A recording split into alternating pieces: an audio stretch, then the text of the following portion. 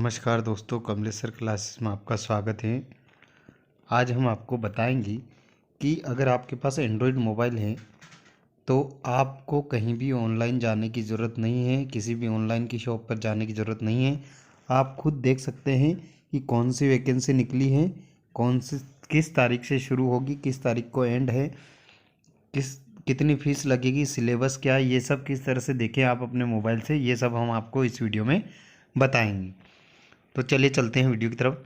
आपको सबसे पहले अपने मोबाइल में गूगल क्रोम को खोलना है। मैंने गूगल क्रोम को ओपन कर लिया है।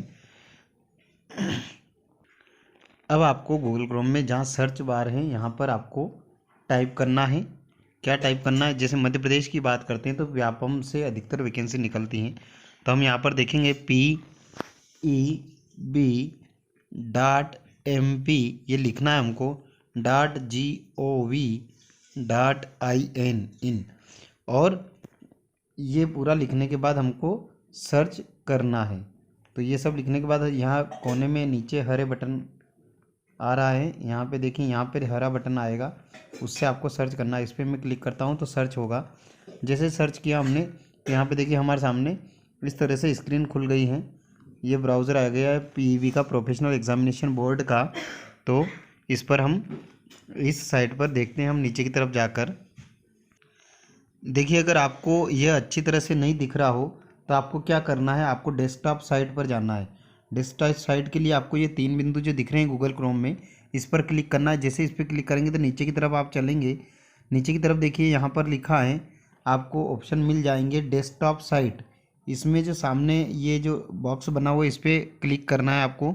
मैं यहाँ पर क्लिक करता हूँ। जैसे हम इस पर क्लिक करते हैं तो डेस्कटॉप साइट हमारे सामने आ जाती हैं। एक बार और चेक कर लेते हैं राइट का निशान आया कि नहीं। देखो आ गया है डेस्कटॉप साइट पर, यानी हमारी जो है कंप्यूटर जिस तरह से साइट दिखती हैं उस तरह से हमको यहाँ पर दिखेगी। हम थोड़ा नीचे की तरफ चलेंगे, स्क्रॉल करेंगे। यहाँ पे इंग्लिश है और हिंदी है, दो तरह से। आपको हिंदी में अगर पढ़ना है तो हिंदी में देख सकते हैं साइट को, और अगर इंग्लिश में पढ़ना है तो इंग्लिश में साइट को देख सकते हैं। तो मैं यहाँ पे चूँकि हिंदी पे क्लिक कर देता हूँ, आप हिंदी पे इंग्लिश पे कहीं पे भी कर सकते हैं। जैसे मैं क्लिक करता हूँ मेरे सामने यहाँ पे साइट खुल जाएगी। देखिए यहाँ पर साइट खुल चुकी है। तो यहाँ पर इस तरह से स्क्रीन खुल गई है। यहाँ पे आप देख सकते हैं सभी चीज़ें, यहाँ पर मुख्य पृष्ठ हैं हमारे बारे में, डैशबोर्ड। तो हमको जो भी नई सूचना आएगी वह यहाँ पे एक अलग से डैशबोर्ड पर मिल जाएगी। इसी डैशबोर्ड को हमको देखना है जिसमें लेटेस्ट जानकारी है। पहले नंबर पर आ रहा है पुलिस आरक्षक भर्ती परीक्षा 2020, इसके संबंध में। दूसरे नंबर पर ऑनलाइन आवेदन महिला स्वास्थ्य कार्यकर्ता प्रशिक्षण केंद्रों में प्रशिक्षण हेतु प्रवेश परीक्षा। तीसरे पे आ रहा है ऑनलाइन प्रश्नों का आक्षेप जेल प्रहरी भर्ती परीक्षा का। और चौथे नंबर पे आ रहा है ऑनलाइन आवेदन पत्र प्री नर्सिंग सिलेक्शन टेस्ट 2020। परीक्षा परिणाम भी है, प्रवेश पत्र है समूह 5 का, और ऑनलाइन उत्तर पर आक्षेप है। तो ये चीज़ें यहाँ पर मेन सामने आ रही है जो नवीन सूचनाएँ हैं। अब यहाँ पे सबसे पहले हमको देखना है, जो भी देखना है उस पर हम क्लिक कर सकते हैं।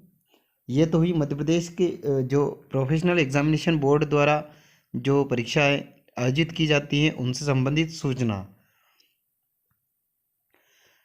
अब इसमें हम पुलिस आरक्षक भर्ती परीक्षा की बात करते हैं तो यहाँ पे पहले विज्ञापन निकला था, उसके बाद इसमें नियम पुस्तिका संशोधित हुई। चूँकि आपको पता है सबको कि 2 या 3 बार इसमें जो तारीख बढ़ चुकी हैं। तो पहली बार तो विज्ञापन आया, दूसरी बार संशोधित नियम पुस्तिका आई थी, जो नियम बने थे।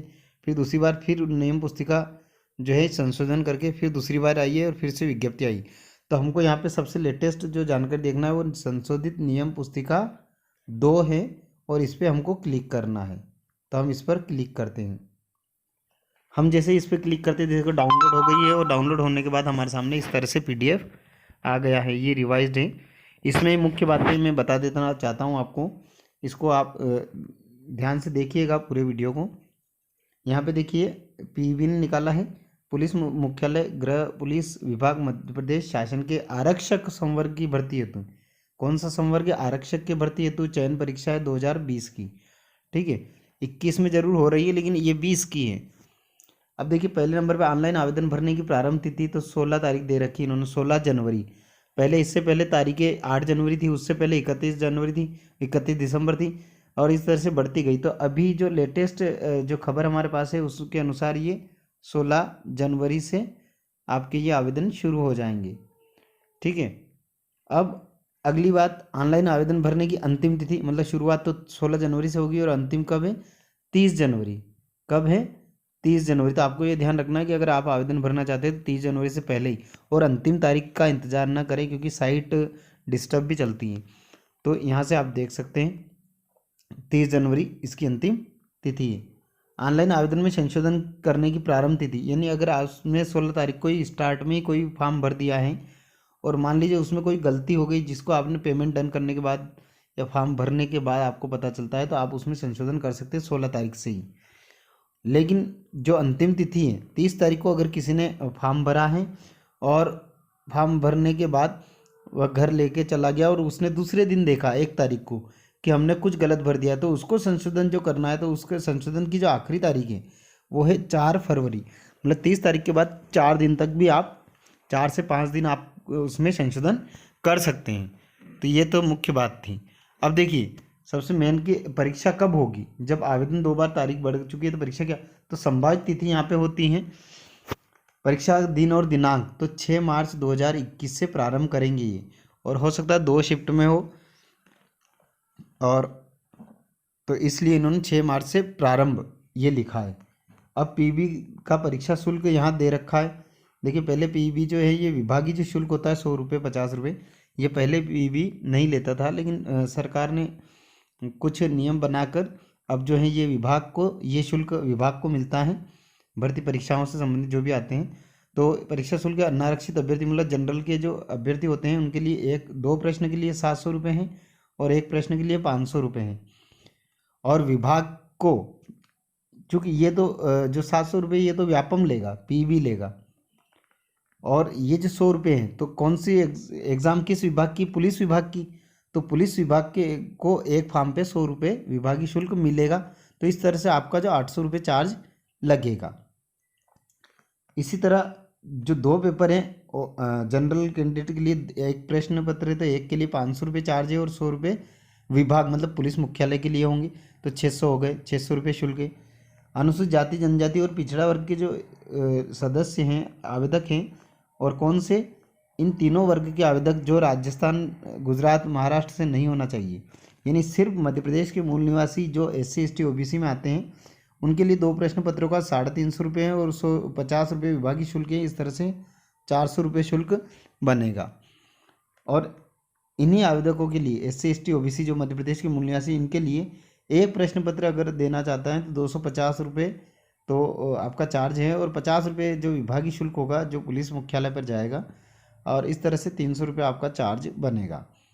अब यहाँ पे देखिए इस चार्ज के अलावा ऑनलाइन आवेदन कियोस्क के माध्यम से भरने वाले अभ्यर्थियों को MP ऑनलाइन का 60 रुपये पोर्टल से अलग देना होगा। पोर्टल शुल्क ये 60 रुपये अलग से देना हो, और जो सिटीजन यूज़र के माध्यम से लॉगिन करके फॉर्म भरते हैं उनको सिर्फ 20 रुपये अलग से देना होगा। यहाँ पे देखिए नोट लिखा है कि मध्य प्रदेश शासन गृह विभाग का एक आदेश निकला था, आदेश क्रमांक यहाँ दिया है 4 दिसंबर 2020 को। उसके अनुसार पुलिस विभाग स्तर पर जो विभागीय कार्यवाही हुई, विभागीय शुल्क जो यहाँ पे लिखा हुआ है 100 रुपये बोर्ड द्वारा प्राप्त किया जाकर इस राशि को राज्य शासन के प्राप्ति शीर्ष में जमा किए जाने की विभाग के पत्र क्रमांक द्वारा सहमति प्रदान की गई। मतलब ये जो पूरा पैसा लेगा तो कौन? पीबी, और उसमें से 100 रुपये जो विभागीय शुल्क हैं वो विभाग को ट्रांसफ़र कर देगा। इसके बाद देखिए आप आगे थोड़ा पढ़ते हैं इसमें कि ऑनलाइन परीक्षा पद्धति समय सारणी, ऑनलाइन जो परीक्षा होगी उसकी समय सारणी कैसे रहेगी। देखिए 6 मार्च से आपकी परीक्षा शुरू होगी। इसमें यहाँ दे रखा है परीक्षा की पाली, प्रथम पाली और द्वितीय पाली, मतलब आप ये मान लीजिए कि 2 पारियों में आपकी परीक्षा होंगी। एक जो रहेगी वो सुबह 7 से 8 बजे तक आपको रिपोर्टिंग करना है, लेकिन परीक्षा समय जो रहेगा वो 9 बजे से रहेगा। ठीक है, 9 से 11 2 घंटे का आपका पेपर रहेगा। कितने घंटे का? 2 घंटे का। लेकिन आपको 9 बजे का आपका पेपर है, लेकिन जो स्टूडेंट हैं वो पहली बार परीक्षा दे रहे तो उनको ये याद रखना है कि आपको रिपोर्टिंग मतलब 7 से 8 बजे के बीच में आपको सेंटर पर चले जाना है और अंदर आपकी रिपोर्टिंग करवा देना है, क्योंकि आपका जो आधार कार्ड से वेरिफिकेशन होगा तो आपको जो भी परीक्षा समय है उससे 2 घंटे पहले वहाँ पे जाना है। तो 7 से 8 बजे के बीच में आपको पहुँचना है आपकी रिपोर्टिंग होगी और 9 बजे से आपको जो है पेपर का उत्तर देना शुरू करना है। 2 घंटे का समय रहेगा। इसी तरह जो सेकंड पारी है, द्वितीय पारी है, इसमें 1 से 2 बजे आपका रिपोर्टिंग टाइम है। 1 से 2 बजे के बीच में आपको अंदर घुसना है और 3 से 5 बजे तक आपका जो पेपर चलेगा, ये भी 2 घंटे का समय, दोनों जगह 2 घंटे का है और 2 पारियों में आपके जो परीक्षा है वो आयोजित होगी। और नीचे बहुत सारे इम्पोर्टेंट बातें हैं कि अभ्यर्थी का आधार पंजीयन अनिवार्य है, क्योंकि आधार पंजीयन होना चाहिए आपका। उसके अलावा आपको मूल फोटो, पहचान पत्र साथ में ले जाना है। जो भी आप पहचान पत्र वहाँ ले जा सकते हैं। आधार कार्ड हो सकता है, ड्राइविंग लाइसेंस हो सकता है, मतदाता पहचान पत्र हो सकता है, पासपोर्ट हो सकता है, ठीक है। और अगर आप ऑनलाइन अगर आधार कार्ड निकालते हैं तो वो वेरीफाई होना चाहिए। क्या होना चाहिए? वेरीफाई होना चाहिए। कैसे? ऑनलाइन सत्यापित कैसे होगा? राइट का निशान उसमें होता है, ठीक है, वैसा होना चाहिए।